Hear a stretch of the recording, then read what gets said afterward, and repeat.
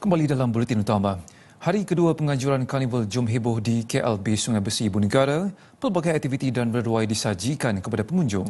Antara yang menarik perhatian perkampungan Jom Tani oleh Kementerian Pertanian dan Keterjaminan Makanan KPKM yang mengetengahkan pelbagai produk daripada usahawan bimbingannya.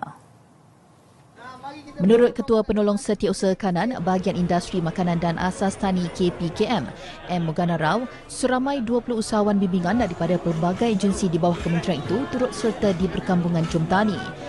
KPKM turut membuka reruai di dalam perkampungan itu untuk menyampaikan maklumat mengenai geran yang ditawarkan.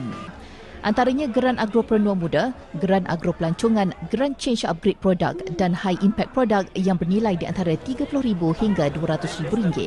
Selain membeli hasil jualan, mereka juga boleh mendapatkan tips-tips daripada usahawan-usahawan ni. Ini semua adalah usahawan-usahawan yang telah mendapat bimbingan daripada agensi-agensi di bawah KPKM ni, macam contoh Lembaga Kemajuan Ikan Malaysia, Pharma, Jabatan Pertanian. Jadi mereka boleh interact. Kita nak ubah konsep. Kalau dulu mereka perlukan pejabat dan sebagainya, tetapi bila mereka datang ke sini, konsep dia lebih santai, lebih mesra. Tambahnya, selain mempromosikan produk pertanian, pelibatan KPKM dalam Karnival Jom Heboh ini juga untuk menarik minat anak muda dalam bidang pertanian.